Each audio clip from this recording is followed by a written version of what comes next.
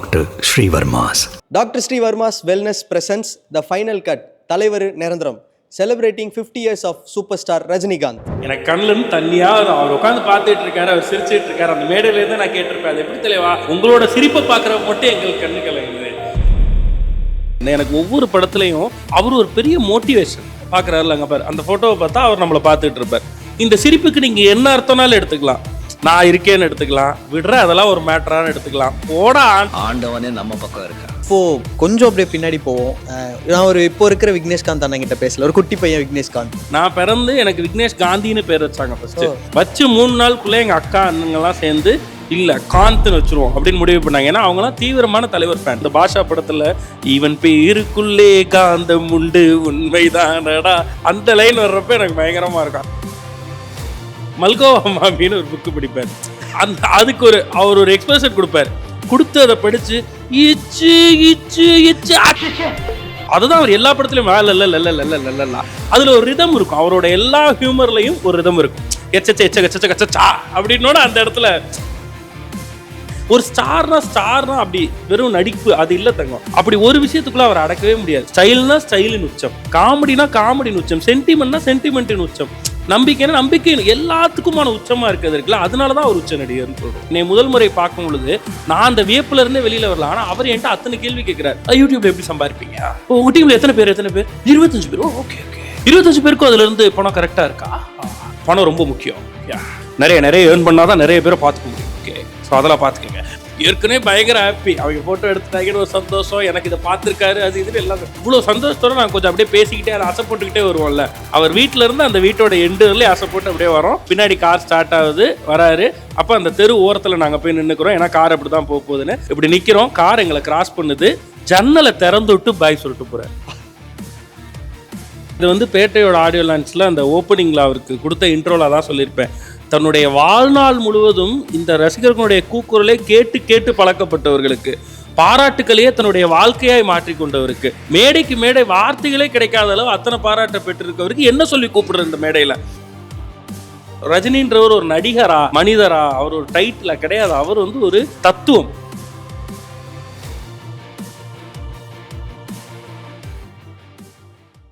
Final cut, தலைவர் நிரந்தரம், doctor Srivarma wellness presents 50 years of superstar Rajinikanth sir. வெல்கம்ண்ணே விக்னேஷ்காந்த் அண்ணே. வணக்கம். நல்லா இருக்கியா? நல்லா இருக்கேண்ணே. நான் ஒரு பெரிய பில்டப்போட ஆரம்பிக்கணும்னு நினைச்சேன். அதுக்குள்ள நீங்க என்ன எப்படி இருக்கு? எதுக்கு பில்டப்? அவரே அவர் பில்டப்பை பத்தி பயங்கரமா கட்டுக்க மாட்டார். நான் நமக்கெல்லாம் பில்டப் கொடுக்க ரொம்ப மிக அவர் தான் மிக பிடித்த ஒரு நபர் நீங்க வந்திருக்கீங்க. ஸோ ரொம்ப சந்தோஷம். நான் ஃபர்ஸ்ட் கேட்கணும்னு நினைச்ச ஒரு விஷயம், எப்படி 50 மணி நேரம் அந்த ஷோ பண்ணீங்க? 2 விஷயம். அது செம்ம ஹாப்பியா. இப்போ நான் காலையிலேருந்து இந்த இதில் இருக்கேன். செம்ம ஹாப்பியா இருக்கு, எக்ஸைட்டடா இருக்கு ஒருத்தர் அவரை எப்படி பிடிச்சிருக்குன்னு தெரிஞ்சுக்கிறதுக்கு. ஆனால் அந்த ஒரு பெரிய 50 மணி நேரம் அது எப்படி நடந்தது? அது எப்படி நடந்துச்சுன்னா நடந்துருச்சு. இல்லை தங்கம், தலைவருக்காக ஏதாவது ஒன்று பண்ணணும், யாரும் பண்ணாததா பண்ணணும், பண்ண முடியாதபடியும் பண்ணோன்னா அதில் ஒரு சின்ன ஒரு செருக்கு ஒன்று கிரியேட் ஆகும்ல. அதுக்கு தான் அது ஒரு சின்ன போதை தான். தலைவரே ஒரு போதை தான் நமக்கு. ஸோ அப்படி தான் அது. ஸோ அதை ஏதாவது ஒன்று பண்ணணும், நம்ம அவருக்குன்னு பண்ணணும் அப்படின்னு ரொம்ப நாளாக யோசிச்சுட்டு இருந்தது தான். கிட்டத்தட்ட 47வது வருஷத்துலேருந்து யோசிச்சுட்டு இருந்தோம்.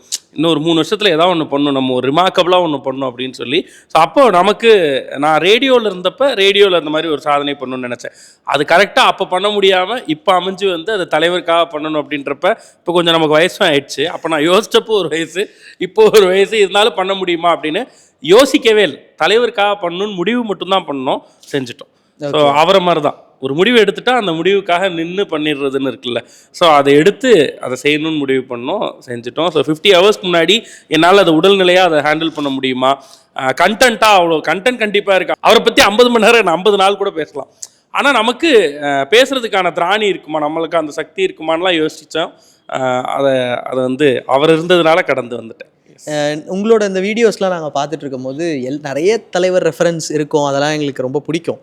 மெயினாக அந்த தேவா சாரோட ஈவெண்ட்டில் அந்த ஒரு மொமெண்ட்டே க்ரியேட் பண்ணியிருப்பீங்கல்ல, அது செமையான விஷயம்ண்ணே. அவரை உட்கார வச்சு நாங்கள் உங்களால் எப்படி வந்திருக்கோம் பாருங்க அப்படின்னு அந்த காட்டுறது இதை விட ஒரு தலைவனுக்கு கொடுக்குற ஒரு பெரிய கிஃப்டா, இதை விட ஒரு ரசிகனுக்கு கிடைக்கிற கிஃப்ட் வேறு என்னவா இருக்கும்? தலைவனை உட்கார வச்சுட்டு நீங்கள் எவ்வளோ கனெக்ட் ஆகிருக்கீங்க லைஃப்லன்னு சொல்கிறதுக்கு ஒரு ஏவி. அந்த ஏவி வந்து நாங்கள் பண்ணும்போதே பயங்கர ஹாப்பியாக இருந்தோம். அந்த ஏவியை எப்படியாவது அவரை பார்க்க வச்சிடணும். ஒருவேளை அவர் வந்து உட்காந்து 15 நிமிஷத்தில் இல்லை அவர் கிளம்பணும், சீக்கிரம் போங்க, ஏவியை ஸ்கிப் பண்ணுங்க, இப்படிலாம் எதுவும் நடந்துருமோன்னுலாம் நான் ரொம்ப பயந்தேன். ஆனால் அவர் வந்தார், ஷோக்கு வந்தார், அவர் ரிலாக்ஸ்டாக உட்காந்து அன்னைக்கு அவர் தேவாசாரை கொண்டாட தான் வந்திருக்கோம். ஸோ தேவாசாரோட பாட்டை கேட்கணும்னு சொன்னார். நாங்கள் ஆச்சரியப்பட்டோம். முதல்ல தலைவரோட பாட்டு ஒரு 4 பாட்டு, அதுக்கப்புறம் அவர் ஏறிடுவார். இதான் ஐடியா. 4 பாட்டு நம்ம ஏவி அவர் ஏறிடுவார். 4 பாட்டு முடிகிறதுக்குள்ளே எங்களுக்கு பின்னாடி ஆங்கர்ஸ்க்கு வந்து சொல்கிறாங்க, தலைவர் இன்னும் 3 பாட்டு உட்காடுறாராம் அப்படின்னு. இன்னும் 3 பாட்டு உட்காடுறாரா, சரி ஓகே அப்படின்னா இன்னொரு 3 பாட்டு என்னன்னு செலக்ட் பண்ணி கொடுக்குறோம். அதில் கருப்பு தான் எனக்கு பிடிச்ச கலர் வருது. ஸ்டேடியமே எரப்டாது அந்த இடத்துல, அவரோட பேர் வர்ற இடத்துல. கொஞ்ச நேரம் நிறுத்தி பயங்கரமாக ஸ்டேடியம் ஃபுல்லாக கத்தி எல்லாருக்கும் கூஸ்பம்ஸ் ஆகி அப்புறம் தான் அனுராதா மேம் அந்த பாட்டை பாடுறாங்க. இந்த 3வது பாட்டு கருப்பு தான் முடிய போகிறப்ப மறுபடியும் வந்து சொல்கிறாங்க, இன்னும் 3 பாட்டு தலைவர் உட்காடுறாரா. ஆத்தாடி இதனடா அது திண்ணையில் கிடந்தவனுக்கு திடுக்குன்னு வந்து சாவால் கேட்குற மாதிரி, இப்படி ஒரு சந்தோஷம் நமக்கு அப்படின்ட்டு. அப்புறம் இன்னொரு 3 பாட்டு தேவாசரோட என்டையர் ஃபேமிலி நின்று பாடின 3 பாட்டு. இதுக்கெல்லாம் அப்புறம் டைம் ஆயிடுச்சுன்னு சொல்லுவாங்களோன்னு நினச்சப்ப இப்போ நீங்கள் தலைவரை மேடை கூப்பிடலான்னு சொல்கிறாங்க. அப்போ நான் அதை ரிக்வஸ்ட்டாக வைக்கிறேன், தலைவா ஒரு ஏவி இருக்குது பார்க்கலாமான்னு. அவர் எப்பவும் போல அப்படின்னு சொல்கிறாரு. அந்த ஏவியை ப்ளே பண்ணுறோம்.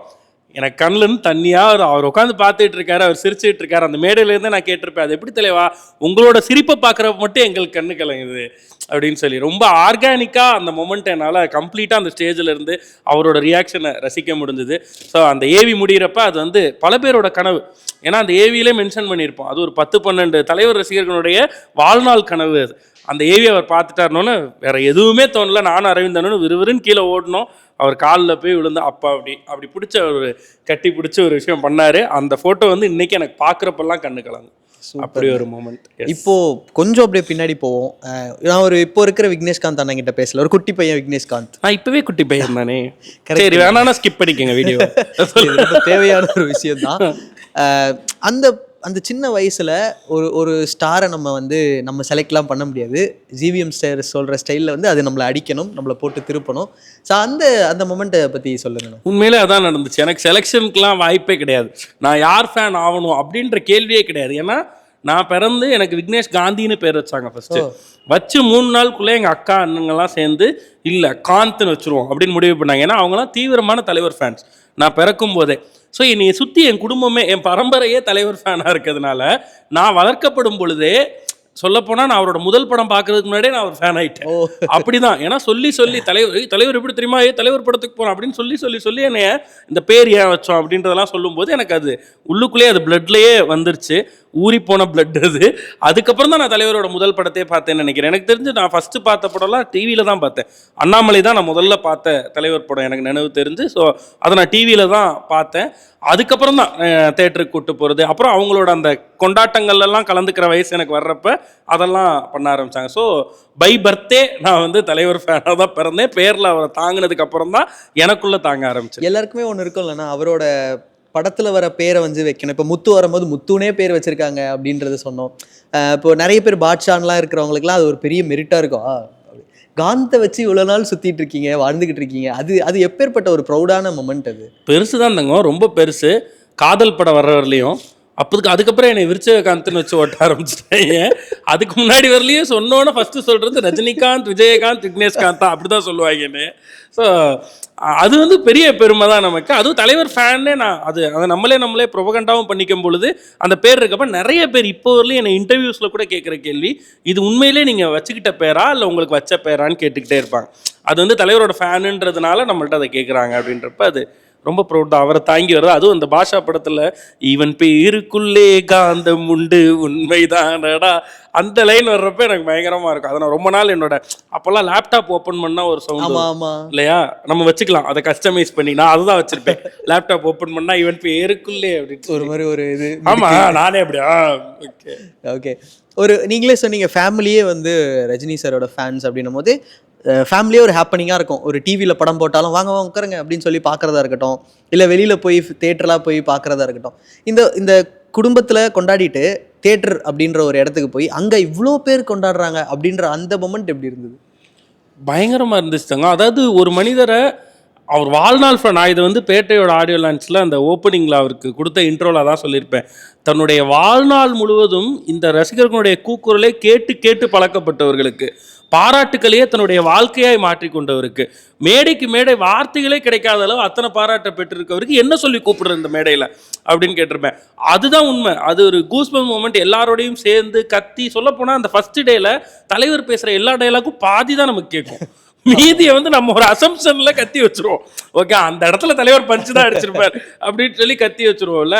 ஸோ அப்படிதான் அது ஒரு முறையும் அதை பார்க்குறப்ப நான் வந்து ரொம்ப லேட்டாக தான் தலைவரோட படங்கள் தேட்டரில் பார்த்தேன்னு எனக்கு படையப்பா தான் நான் ஃபஸ்ட்டு தேட்டரில் பார்த்த படம். ஸோ அது உங்களுக்கு தெரியும்ல, படையப்பா லென்த்தே ரொம்ப அதிகம். ஆனால் அவ்வளோ நேரம் தலைவரை பார்க்குறமேன்னு சந்தோஷமாக உட்காந்துருப்பாங்க.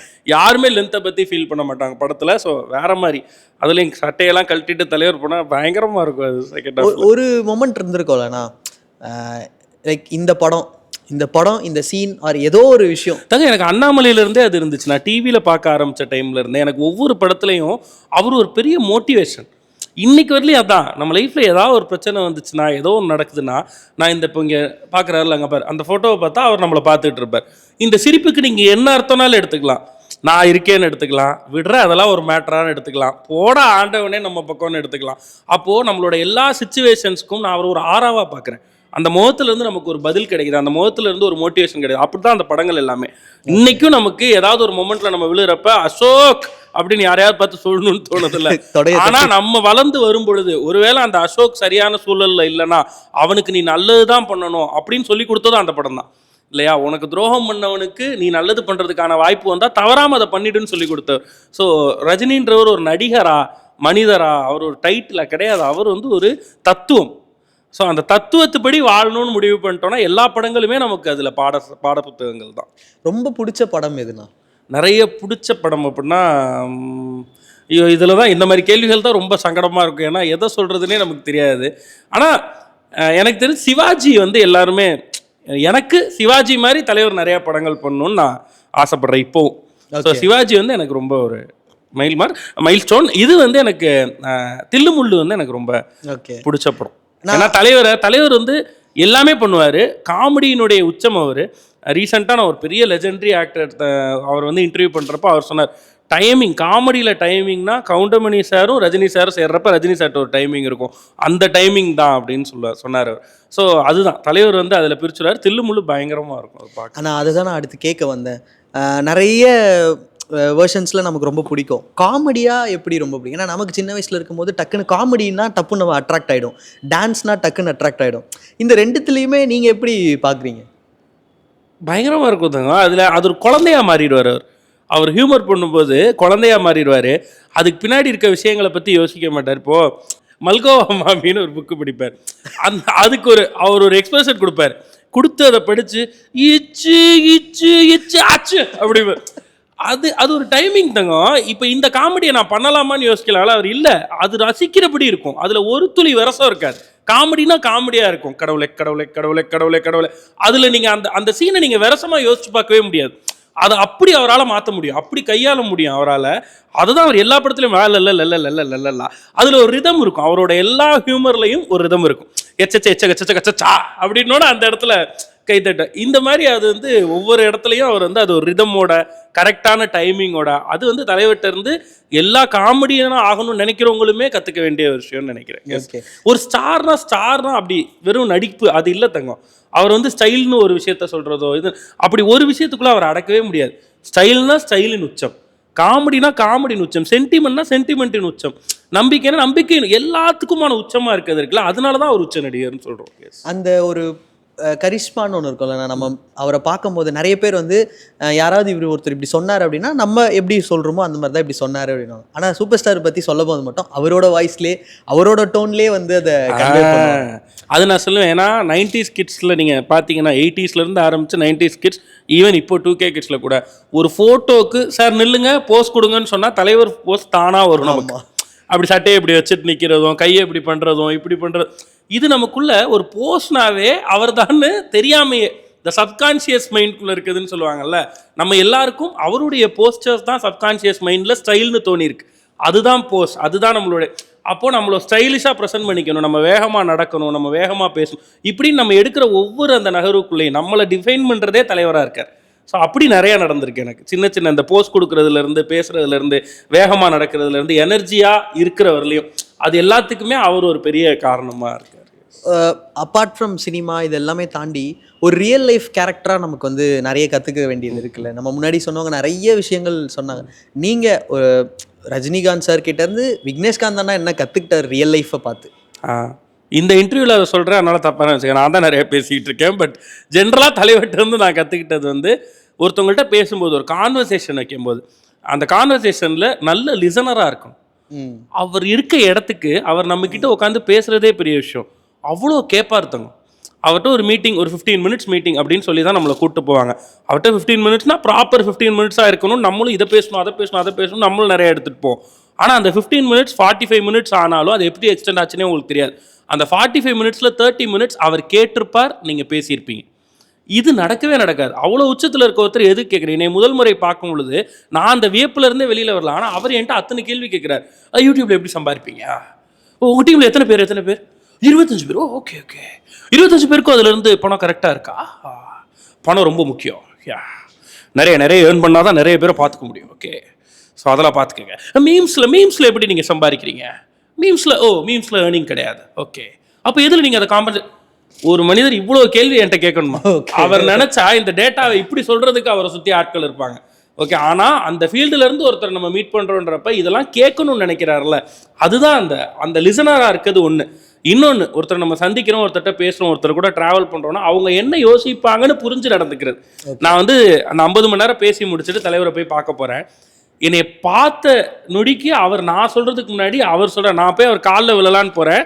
அவர் என்னை அப்படி நான் உள்ளே போனோன்னு அவர் அப்படி கட்டி பிடிச்சிட்டு, பா 50 ஹார்ஸ் என்ன செமினா, என்ன ஒரு கப்பா பாப்பா அப்படிங்கிறார். உட்காந்தோட கையோ பார்த்துருக்கீங்களா அந்த மோட்டில் இருக்குது. உட்காந்தானே, தலைவா நான் ஒரு நிமிஷம் ஒரு கட்டு ஒன்று வச்சுருக்கேன், அந்த 50 மணி நேரத்துலேருந்து ஒரு கட்டு ஒன்று வச்சு நான் பார்த்தேன், நான் லைவ் பார்த்தேன். அப்படி எனக்கு லைவ் பார்த்தீங்களா அப்படின்ட்டு அடுத்தது சொல்கிறாரு. அப்புறம் நீங்கள் போஸ்ட்டில் இன்டர்வியூஸ்லாம் கொடுத்துருந்தீங்க, பார்த்தேன். ஒரு 36 ஹார்ஸில் உங்களுக்கு அப்படியே மைண்டு இதாகி கொஞ்சம், அப்புறம் நீங்கள் பிளாக் அவுட் ஆகி, அப்புறம் பெரிய விஷயம். எனக்கு ஏன் இன்டர்வியூவை அந்த போஸ்ட்னா அவர் ஏன் பார்க்கணுன்னு ஒன்று இருக்குல்ல. போஸ்ட்டில் நம்ம வந்து அது எப்படி நடந்துச்சுன்னு நான் ஒரு இன்டர்வியூ கொடுத்துருந்தேன், ஒரு 4-5 இடத்துல கொடுத்துருந்தேன். அதில் ஏதோ ஒன்று ஒரு கிளிப்பாவோ இல்லை இன்டர்வியூவாவோ அவர் பார்த்துருக்காரு. அப்போ இதெல்லாம் ஏன் அவர் பண்ணணும்னு இருக்குல்ல. நம்ம அவருக்கு பண்ணுறதுக்கு 1000 காரணம் இருக்குது. அவர் நமக்கு ஏன் அதை பண்ணணும்? அப்போது நான் வர்றப்ப என்கிட்ட இதெல்லாம் சொன்னால் நான் எவ்வளோ சந்தோஷப்படுவேன்னு அவருக்கு தெரியுது. எல்லாத்துக்கும் மேலே நான் அதுக்கப்புறம் தலைவா அதோட ப்ரொமோ மட்டும் ஒரு நிமிஷம் நான் காட்டிடவான்னு டேப் ஓப்பன் பண்ணுறேன். ஓகே காட்டுங்கன்னு சொல்கிறேன். இப்போ அங்கேருந்து இங்கே வந்து நான் டேப் இப்படி ஓப்பன் பண்ணி அதை ப்ளே பண்ணுறேன். ப்ளே பண்ணோன்னே 15 செகண்ட்ஸில் அவர் அதை நிறுத்திட்டு, இதை நான் பார்க்குற மாதிரி அந்த மாதிரி உங்களுக்கு ஏதாவது ஃபோட்டோ வீடியோ வேணுமா? அப்போது நம்ம என்னெல்லாம் கேட்கணும்னு நினைப்போமோ, அவர்கிட்ட போனால் இதை நம்ம மிஸ் பண்ணக்கூடாதுன்னு நினைப்போம்ல, இதை நான் காட்டினேன் தலைவருக்கு அப்படின்னு சொல்கிறதுக்கு எனக்கு அந்த ஃபோட்டோ இருந்தால் நல்லா, அதை கூட அவர் யோசிக்கிறார். உங்களுக்கு அது வேணுமா? வேணும் எடுத்துங்க, பரவாயில்ல அப்படின்னா. இல்லை தலைவா நீங்கள் பார்த்தா போதும், பரவாயில்ல நீங்கள் கேமரா கொண்டு வந்திருக்கீங்களா அப்படின்ட்டு வெளியில் கேமரா வச்சுருக்காங்க பசங்க, வர சொல்லுங்கள் அப்படின்னு சொல்லி அவர் பார்க்குற மாதிரி வீடியோ எடுத்துகிட்டு ஓகே தேங்க்யூ அப்படின்னு அனுப்பிச்சி விட்டார். இப்போ என்னோட ஃபுல் கான்வர்சேஷன் முடிஞ்சிருச்சு. நான் 1-on-1 தான் தலைவர் கூட பேசுகிறேன். பேசி முடிச்சு டைம் ஆயிடுச்சு, நம்ம வெளில போனோம் அப்படின்னு சொல்லிட்டு எந்திரிச்சிட்டு வேற யாராவது ஃபோட்டோ எடுக்கணுமா அப்படின்னு கேட்குறாரு. ஏன்னா அந்த டீம் உள்ளே வந்துட்டு போனதை பார்த்துருக்காரு. அப்போ அந்த 4 பேரையும் கூப்பிட்டு ஃபோட்டோ எடுத்துக்கங்கடா. அவங்கள்ட்ட நான் சொல்லி தான் கூப்பிட்டு போகிறேன். அவர் ரொம்ப ஷார்ட் டைம் கொடுத்துருக்காரு, அவர் கூட ஃபோட்டோ எடுக்க முடியாதுன்னு மைண்ட் செட் பண்ணி கூப்பிட்டு போகிறேன். ஆனால் அவர் சொல்கிறார் நான் கேட்கறதுக்கு முன்னாடி அவங்க கூட ஃபோட்டோ எடுக்கணுமான்னு. 4 பேர் வராங்க, ஃபோட்டோ எடுக்கிறார். எடுத்து முடிச்சுட்டு சாரி சரி ஒரு ப்ரொமோ ஒன்று போகணும், EVP வரலி போகணும் அப்படின்னு சொல்லிட்டு அத்தனை சாரி சொல்கிறார் எங்ககிட்ட. தலைவா ஏன் இதெல்லாம் பண்ணுறீங்க அப்படின்னு. சரின்னு உள்ளே போயிடுறாரு. உள்ளே போனால் நாங்கள் 4 பேர் வெளியில் வரோம். ஏற்கனவே பயங்கர ஹாப்பி, அவங்க ஃபோட்டோ எடுத்துட்டாங்கன்னு ஒரு சந்தோஷம், எனக்கு இதை பார்த்துருக்காரு அது இதுன்னு எல்லாம். இவ்வளோ சந்தோஷத்தோடு நாங்கள் கொஞ்சம் அப்படியே பேசிக்கிட்டே அதை ஆசைப்பட்டுக்கிட்டே வருவோம்ல. அவர் வீட்டிலேருந்து அந்த வீட்டோட எண்டுலேயே ஆசைப்பட்டு அப்படியே வரோம். பின்னாடி கார் ஸ்டார்ட் ஆகுது, வராரு. அப்போ அந்த தெரு ஓரத்தில் நாங்கள் போய் நின்றுக்கிறோம், ஏன்னா கார் அப்படி தான் போகுதுன்னு. இப்படி நிற்கிறோம், கார் எங்களை கிராஸ் பண்ணுது. ஜன்னலை திறந்து விட்டு பாய் சொல்லிட்டு போகிறார். யாரு சாமி நீங்க? எங்களை ஏன் இவ்வளோ சந்தோஷப்படுத்தணும் நீங்க? நம்ம அவர் கடந்து போயிருந்தா கூட ஒன்றும் இல்லை, நம்ம அந்த காரை பார்த்தே சந்தோஷப்படுற ஆள் தான். ஆனால் நாங்கள் நிற்கிறோன்றதை கவனித்து அந்த ஜன்னலை திறந்து பாய் சொல்லிட்டு போய், என்னங்க மனுஷன் எப்படிங்க எல்லா நேரமும் இன்னொருத்தரை பற்றி யோசிக்க முடியும்? இன்னொருத்தவங்களோட சந்தோஷத்தை பற்றி எப்படிங்க ஒருத்தரால் யோசிச்சுக்கிட்டே இருக்க முடியும்? அதான் அவர் பண்ணுறார்.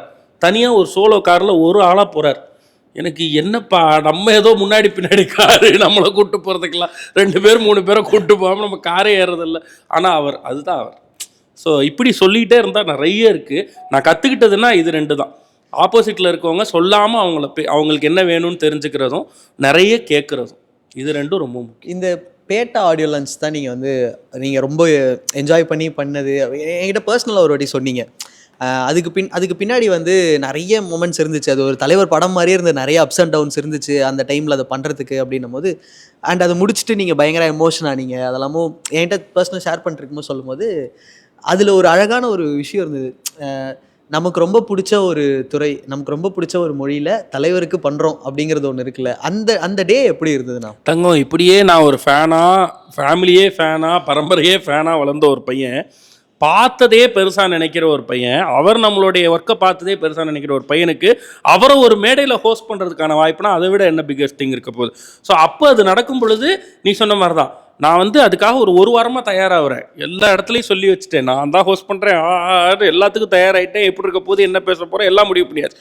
அன்னைக்கு காலையில் ஒரு பிரச்சனை, இல்லை இவர் ஹோஸ்ட் பண்ணக்கூடாது அப்படின்னு ஒரு விஷயம் நடக்குது. இது நடக்க ஆரம்பிச்சோன்னே எனக்கு பதட்டம் ஆயிடுச்சு. ஐயோ போச்சா, இந்த வாய்ப்பு போனால் எவ்வளோ பெரிய வாய்ப்பு, இது நம்ம லைஃப் டைம் மொமெண்ட், இது மிஸ் ஆயிருமே அப்படின்னு. அப்போது கார்த்திக் சுப்புராஜ் பிரதர் தான் எனக்காக சன் பிக்சர்ஸ் சைடில் பேசி ஒன்றும் பிரச்சனை இல்லை, அவர் பண்ணுவார், அவரால் முடியும், அவரை இந்த 1 வீக்காக அவர் இதுக்காக ரெடி ஆகிட்டு இருக்காரு, எனக்கு ஒரு தலைவர் ஃபேனை டிசப்பாயிண்ட் பண்ண வேணான்றதுனால நான் சொல்கிறேன், அவரே வச்சுப்போங்கன்னு சொல்கிறார். கார்த்திக் சுப்புராஜ் சார் சொல்லிட்டதுனால அங்கே வந்து சன் பிக்சர்ஸ்லேயும் சரி ஓகேப்பா, வேறு யாரும் ஒத்துக்கலப்பா, அவர்னால தான் இது பண்ணுறோம் அப்படின்னு சொல்லி தான் நம்மளை ஸ்டேஜ் ஏற்றுறாங்க. அப்போ எப்படி இருக்கும் நமக்கு, அந்த ஸ்டேஜில் அந்த மொமெண்ட்டில் ஒரு சின்ன சொதப்பல் கூட இல்லை, சரியாக பண்ணி முடிச்சிட்டோம். அவ்வளோ பதட்டத்துக்கு நடுவிலே தலைவரை நம்ம கூப்பிட்டுட்டோம், மேடைக்கு வந்துட்டார், பேசிட்டார், முடிச்சிட்டார்ன்றப்ப அவர் வெளில போகிற அந்த மொமெண்ட், பாய் சொல்லிட்டு இப்படி போனோன்னா பொலன்னு கண்ணீர் இருந்துச்சு எனக்கு. அந்த கண்ணீர் வந்து ரொம்ப purest form of emotion, purest form of love towards தலைவர். ஸோ அது ரொம்ப பெருசு. அது ஆயுர்வேதம் ஒரு பொக்கிஷம், நம் ஆயுள் நீட்டக்கும் அற்புதம். Doctor Srivarmas. Doctor Srivarmas wellness presents the final cut தலைவர் நிரந்தரம், celebrating 50 years of super star Rajinikanth.